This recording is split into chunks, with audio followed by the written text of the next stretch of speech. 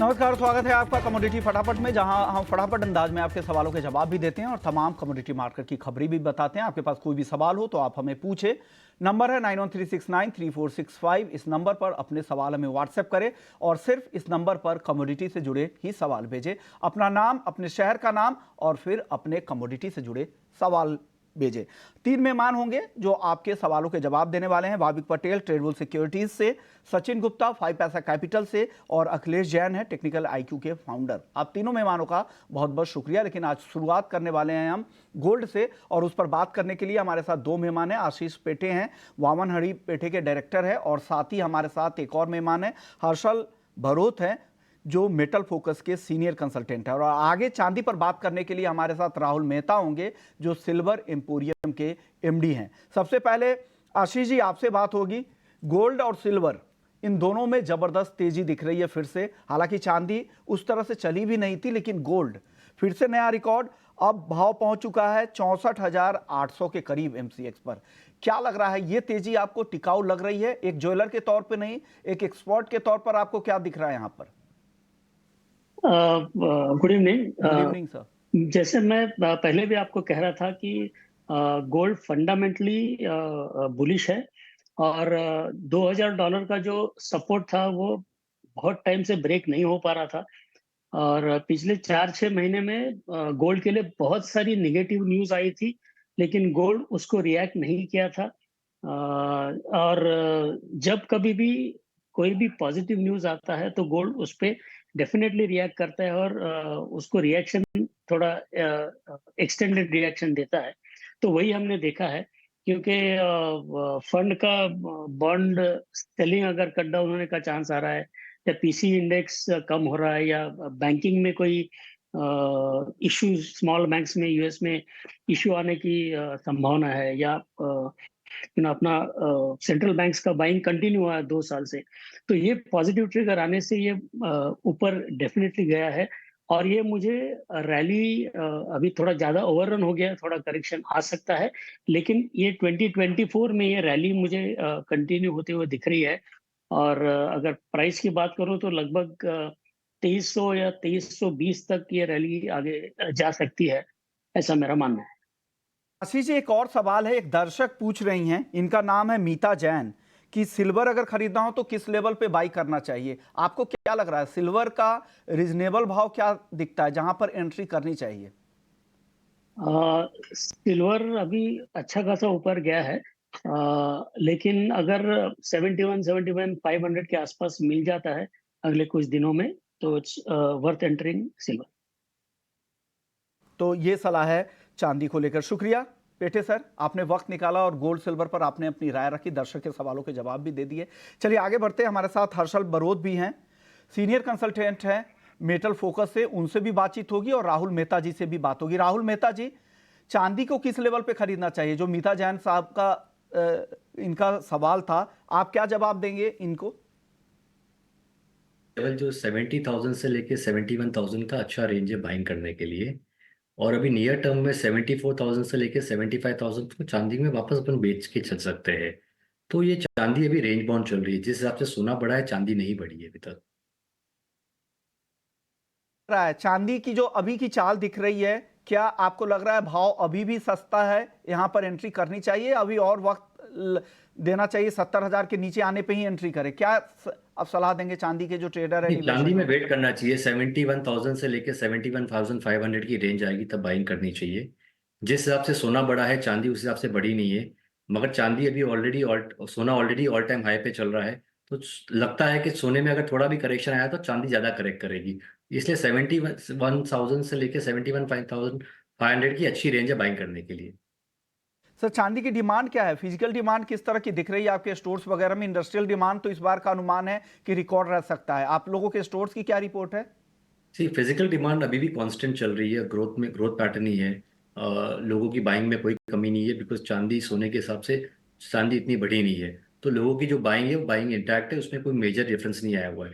जो regular pattern है लोगों की बाइंग के वो चल रहा है अभी भी। साल के लिए क्या टारगेट है आपका राहुल जी? छोटा जवाब दीजिएगा चांदी पर। जी, दिवाली तक हमें लग रहा है 85,000 तक चांदी टच करनी चाहिए। ओके, शुक्रिया राहुल जी, आपने वक्त निकाला हमारे लिए। Thank चलिए आगे बढ़ते हैं। हमारे साथ एक और मेहमान है, हर्षल बरोत हैं, सीनियर कंसल्टेंट है मेटल फोकस से। हर्षल, क्या लग रहा है आपको, सोने की चाल जिस तरह की दिख रही है, जबरदस्त तेजी, एक के बाद एक फिर से नया रिकॉर्ड बनता जा रहा है, क्या ये तेजी आपको टिकाऊ लग रही है शॉर्ट टर्म में? क्या सलाह देंगे जो हमारे दर्शक हैं उनको?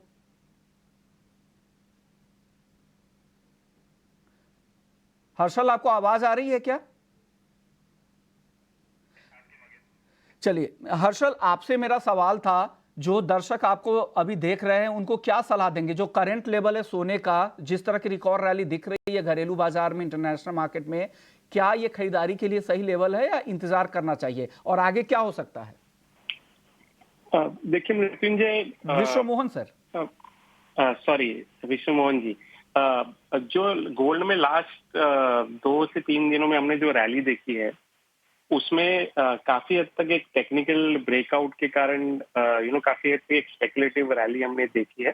तो ये जरूर हो सकता है कि क्योंकि ये वीक में काफी ज्यादा इवेंट्स है जो प्राइस में एक वॉलेटिलिटी ट्रिगर कर सकते हैं। फॉर एग्जांपल फेड के चेयरमैन की जो स्पीच है उसमें कहीं ना कहीं हमें अगर ये इंडिकेशंस मिलते हैं कि जो रेट कट जो है इतने फास्ट नहीं होंगे, और दूसरा इस वीक के अंत में जो नॉन फार्म पेरोल्स डेटा है उसमें हमें अगर ये संकेत मिलते हैं कि यूएस जॉब्स मार्केट अभी भी स्ट्रांग है, तो डेफिनेटली करेक्शन एक शॉर्ट टर्म करेक्शन प्राइस में हमें डेफिनेटली देखने मिल सकता है।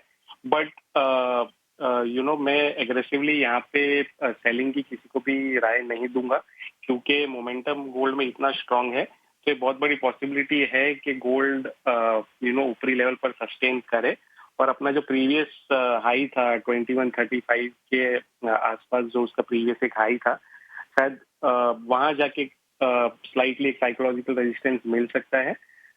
बट ओवरऑल अभी जो मोमेंटम लग रहा है गोल्ड में डेफिनेटली पॉजिटिव है। बट थोड़ा अगर लॉन्गर टर्म की अगर हम बात करें तो अभी भी यूएस इकोनॉमी में कोई भी ऐसे संकेत नहीं है कि यूएस में कोई रिसेशन आ जाएगा या स्लो डाउन आ जाएगा, जिसकी वजह से फेड को बहुत ज्यादा फास्ट रेट कट करने पड़ेंगे।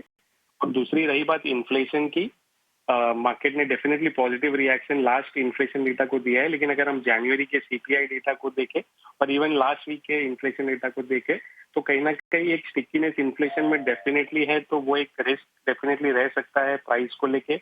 दूसरा, अगर आप क्रूड ऑयल प्राइसेस को देखिए इंटरनेशनली, क्योंकि ओपेक भी अपने कर्ज जो है एक्सटेंड करने वाला है, तो क्रूड ऑयल प्राइस के चलते रेड सी में जो इश्यूज चल रहे हैं उसकी वजह से एक इन्फ्लेशन को एक अपसाइड रिस्क डेफिनेटली है।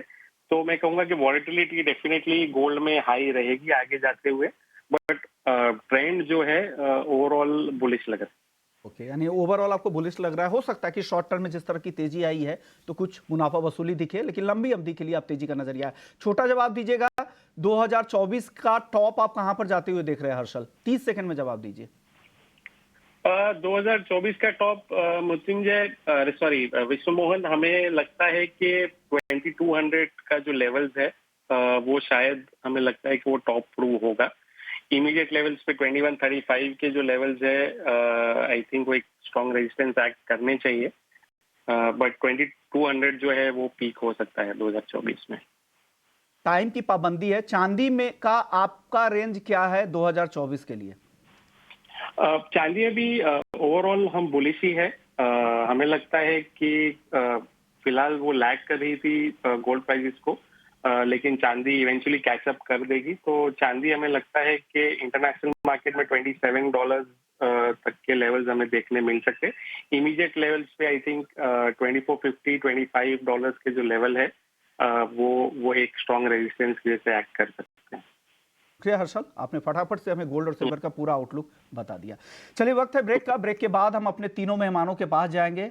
हमारे साथ भाविक पटेल है, अखिलेश जैन है और सचिन गुप्ता है, जो आगे आपके सभी सवालों के जवाब देने वाले हैं।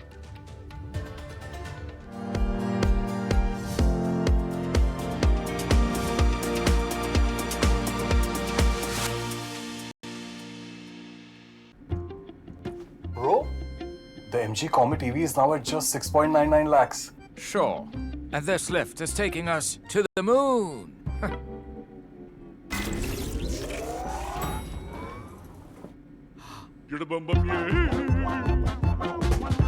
Oh, three. Yes, the MG Comet EV 2024 with a 230-kilometer range now starts at an unbelievable price of rupees 6.99 lakhs. Truth isn't very complicated. Only agendas make it obfuscated. So avoid the whataboutery, stay away from the lazy analysis. Because you get the truth when you are upfront. For the intelligent, incisive Indian. India Upfront with me, Padmaja Joshi, weeknights 8 p.m. only on Times Now. पश्चिम बंगाल में धर्मों का एक विविध मिश्रण और एक समृद्ध सांस्कृतिक विरासत पनपती है। भले ही राज्य महत्वपूर्ण तकनीकी और शहरी परिवर्तनों से गुजर रहा हो, इसकी अनूठी संस्कृति को संरक्षित करने में बुनियादी ढांचा एक महत्वपूर्ण घटक बना हुआ है। আমার নাম অমর কর্মকার। তো আমি এই ডোকরা শিল্প নিয়ে এসব কাজ করি। তো আমরা 3 বছর থেকে এই কাজটা শুরু করেছি। আমি ছোটবেলায় আমার মায়ের কাছ থেকে বাপের কাছ থেকে এই কাজটা শিখেছি। তো পরিবারের মধ্যে মনে করুন ওই বাবা মা কাজ করতো ডোকরার। আমাদের কোনো জমি নাই, কোনো জায়গা নাই, কোনো ব্যাংক ব্যালেন্সও নাই। আমাদের এই কাজের উপরেই নির্ভর। एक लुप्त होती कला को पुनर्जीवित करके अमर कर्मकार आभार व्यक्त करते हैं NH16 हाईवे के प्रति, क्योंकि ये उन्हें ग्राहकों से जोड़ता है और उनके जीवन की गुणवत्ता को बढ़ाता है।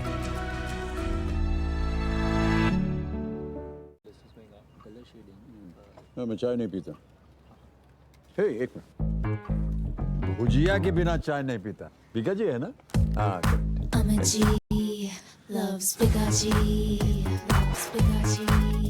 Dear investor, you must be familiar with the terms SIP, STP and SWP. But have you heard about a top-up SIP? A top-up SIP allows an investor who has registered for a SIP to increase the amount of the SIP by a fixed sum or a percentage at a predetermined interval. A top-up SIP offers you an effective way to fight inflation and harness the power of compounding to reach your financial goals faster. Start a top-up SIP today. Wealth Creators SIP Edition Nivesh Day, an investor education initiative by Sundaram Mutual. Mutual fund investments are subject to market risks. Read all scheme-related documents carefully.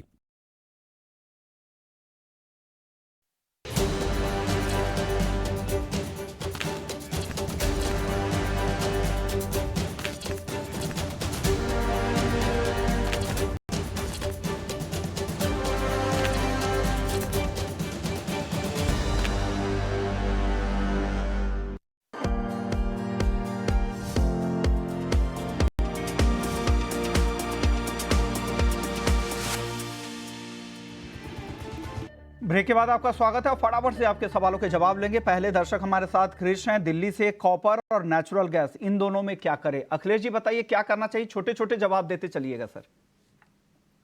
Copper अभी range bound है। मेरे को 715 से 733-34 की range में लग रहा है, बिकॉज अभी ऊपरी लेवल पे है, तो यहाँ पर उछाले पे सेल का रिकमेंडेशन रहेगा मेरा। 734 का स्टॉप लॉस लगा के इसको सेल कर सकते हैं आप। नेचुरल गैस ओवरऑल जो स्ट्रक्चर है काफी बुलिश है। मैं बाय ऑन डिप्स की रिकमेंडेशन दूंगा। या तो प्राइस आपको 150-51 के आसपास मिले यहाँ पे, या 167 के ऊपर चले, तो दोनों ही कंडीशन में आप बाय करके काम करिए। मुझे नहीं लगता ये कॉन्ट्रैक्ट 146 के नीचे जाना चाहिए। ऊपर मुझे 188 से लेकर 200 तक के लक्ष्य दिखते हैं, तो बाय ऑन डिप्स का रिकमेंडेशन है नेचुरल गैस के लिए जी। लेवल पे ना खरीदे, गिरने दे, 150 के आसपास का भाव दिखे तब खरीदे। और कॉपर आपको बेचने की सलाह है 734 रुपए के स्टॉप लॉस के साथ, लेकिन पोजिशनली आपको नेचुरल गैस खरीदने की सलाह अखिलेश जी की तरफ से आ रही है, लेकिन आपको वेट करना है गिरावट का। अगले दर्शक है हमारे साथ समीर हैं बुलंदशहर से। क्रूड में फ्यूचर्स और ऑप्शंस दोनों की रणनीति इनको जानना है। भाविक बताएं क्या करना चाहिए फ्यूचर ऑप्शंस दोनों में? Good evening Vishnu ji. देखिए फ्यूचर में आई थिंक वो सेल कर सकते हैं करंट मार्केट प्राइस से ही। मुझे लग रहा है कि 6400 का टारगेट आ सकता है और स्टॉप लॉस 6540 का। और अगर ऑप्शन में जाना है तो मुझे लग रहा है 6500 का जो पुट ऑप्शन है 15 मार्च का जो अराउंड 150 चल रहा है, वो बाय कर सकते हैं 220 के टारगेट के लिए, और स्टॉप लॉस रख सकते हैं 100 का। सलाह आपके लिए समीर जी। अगले दर्शक हमारे साथ अजय कुमार है, अनुज कुमार हैं। इन्होंने 7,300 स्ट्राइक की क्रूड की कॉल खरीदना चाहते हैं 15 मार्च की एक्सपायरी की। काफी आउट ऑफ मनी तो नहीं हो जाएगा? सचिन जी क्या सलाह देंगे इनको? Good evening wish Mohan ji. काफी दूर का स्ट्राइक प्राइस हो जाएगा। मुझे लगता है कि एक आज के ट्रेडिंग सेशन में स्लाइड करेक्शन मिलना चाहिए, बट ओवरऑल स्ट्रक्चर अभी भी पॉजिटिव साइड का बना हुआ है। सो इतना फार लाइक ओटीएम ना जाते हुए आई वुड सजेस्ट कि अराउंड 6400 के आसपास का जो स्ट्राइक प्राइस है या 6500 के अराउंड का, वहां पर एक बार बाइंग इनिशिएट किया जा सकता है। ओवरऑल स्ट्रक्चर पॉजिटिव है। अपसाइड पोटेंशियल जो है वो 6800 और 7000 तक के लिए देखने को मिलेगा नियर टर्म। अगले दर्शक हैं हमारे साथ, प्रमोद हैं पुणे से। आप बताइएगा अखिलेश जी, ग्वार सीड उन्होंने बाय किया है 5,230 रुपए पे 5 लॉट, क्या करना चाहिए? वेट करे? आज के सत्र में तो काफी गिरावट दिख गई ग्वार में। देखिए काफी क्रूशियल रेजिस्टेंस को आज इसने क्लोज किया है नीचे। मुझे लगता है 5300 इसका इमीडिएट रेजिस्टेंस रहेगा। जब तक ये लेवल ब्रिज नहीं करता यहाँ पर एक कोई बड़ी अपसाइड का गुंजाइश नहीं है। अगर आपने बाइंग की है तो 5175 5175 का स्टॉप लॉस रखें। अगर 5300 के ऊपर भाव होल्ड करता है, चलता है बिफोर ब्रेकिंग 5175, तो आप क्वांटिटी बढ़ाइएगा। बाकी 5175 का स्टॉप लॉस रखिए आप। ओके, एक और सवाल है प्रमोद जी का। आप भाविक बता दीजिए कि धनिया में क्या करना चाहिए इनको? क्या लग रहा है धनिया में आगे? देखिए तो सारे स्पाइस कॉम्प्लेक्स में थोड़ी प्रॉफिट बुकिंग आई है, बट अभी भी अगर स्ट्रक्चर देखें तो काफ़ी बुलिश है। तो मुझे लग रहा है कि थोड़ा वेट कीजिए, 78-60 के करीब अगर आता है तो बेहतर रहेगा बाय करने के लिए। ऊपर का टारगेट 8400 का रहेगा और नीचे का स्टॉप लॉस रहेगा 7600 का। तो करेक्शन 7850 7860 के करीब बाय कर सकते हैं। आप बताइए क्रूड की चाल आज कैसी रहेगी? वापस एक और सवाल आ गया है, इन्होंने नाम नहीं भेजा है लेकिन इनका नाम दिख रहा है, दिनेश कुमार तिवारी। क्या करना चाहिए दिनेश जी? अखिलेश जी, सॉरी माफ कीजिएगा अखिलेश जी। देखिए थोड़ा सा अभी मिक्स सा लग रहा है इसका ट्रेड, बिकॉज ये इमीडिएटली रेजिस्टेंस से टकरा के आया है 6600 पे, और कल यहाँ पे एक बैकवर्डेशन जैसा कंडीशन भी रेज हुआ था। चीन के नंबर्स हैं वो भी अभी थोड़े से निराशाजनक है। तो मुझे लगता है कि फ्यूचर में ट्रेड ना करके यहाँ पे पुट और कॉल दोनों को ही सोल्ड करना चाहिए। अभी 6450 के आसपास है, तो पुट और कॉल दोनों को सोल्ड करेंगे आप तो अप्रोक्सीमेट 280-300 के आसपास आपको प्रीमियम फैच करेगा। मुझे लगता है ये जो ओवरऑल ट्रेड है 6250 से लेकर 6600 की रेंज में दिखना चाहिए कुछ टाइम के लिए। तो option selling is the best रणनीति फॉर मी। ओके, अब तीनों एक्सपर्ट्स आप 10-10 सेकंड में हर सवाल का जवाब दीजिएगा। गोल्ड और सिल्वर पे अखिलेश जी आपकी राय क्या है आज के लिए? गोल्ड आप बाय करके काम करें, मार्केट पे भी कर सकते हैं, करंट मार्केट पे नीचे आए तो भी बाय कर सकते हैं 64,350 के आसपास। इसका स्टॉप लॉस रखिए 64,250 का। ऊपर मुझे लग रहा है कि 65,175 और ऊपर के भाव यहाँ पे देखने को मिलेंगे। ओवरऑल बुलिश हो 2100 2070 के ऊपर जब तक है तो इसको सेलिंग से दूर रहना चाहिए गोल्ड के अंदर। ओके, आप क्या सलाह दे रहे हैं भाविक गोल्ड और सिल्वर पे? फटाफट से बताइए। दोनों में स्ट्रिक्ट स्टॉप लॉस आज के दिन रखिएगा। गोल्ड में 64,550 पे बाय कर सकते हैं 64,850 के टारगेट के लिए, और स्टॉप लॉस रख सकते हैं 64,400 का। और चांदी में 73,400 के करीब बाय कर सकते हैं 74,000 के टारगेट के लिए, और 72,700 का स्टॉप लॉस रखिए। सचिन आप बताइए गोल्ड सिल्वर पर आपकी राय? हाँ, दोनों ही काउंटर बुलिश नजर आ रहे हैं। गोल्ड में आज के ट्रेडिंग पॉइंट ऑफ व्यू से देखें तो 64,600 के आसपास से एक बार बाय इनिशिएट कर सकते हैं। डाउन साइड स्टॉप लॉस 64,480 का रहेगा। अपसाइड में जो पोटेंशियल है वो करीब 64,800 900 तक के लिए लग रहा है। सिल्वर की बात करें तो करंट मार्केट प्राइस या फिर थोड़ा सा और 100 पॉइंट्स का डिप मिलता है तो वहां से बाइंग ले सकते हैं 73,700 या 750 के आसपास से। डाउन साइड स्टॉप लॉस 73,300 का लेना रहेगा। अपसाइड पोटेंशियल 74,500 और 700 तक के लिए लग रहा है। प्रिया सचिन जी, भाविक जी और अखिलेश जी, आपका बहुत बहुत शुक्रिया।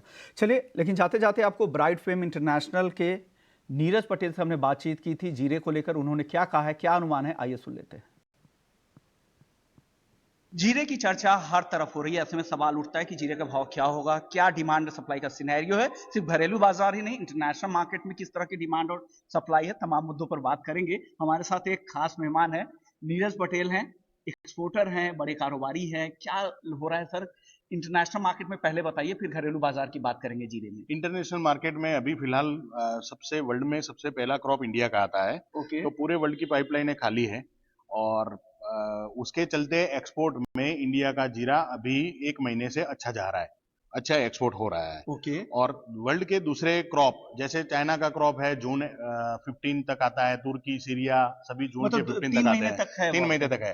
तो 3 महीने तक इंडिया का एक्सपोर्ट कारोबार अच्छा चलेगा। अच्छा चलेगा, लेकिन जिस तरह की बम्पर आवक फरवरी में दिखी थी, मार्च में उससे कई गुना ज्यादा आने की संभावना है। ऐसे में क्या लग रहा है, क्या डाउनसाइड की संभावना आपको ज्यादा दिख रही है, और नीचे में क्या आपको लग रहा है जहां से रिकवरी की उम्मीद ज्यादा कर रही है? किसी को नई खरीदारी अगर जीए में करनी हो तो किन लेवल से करें?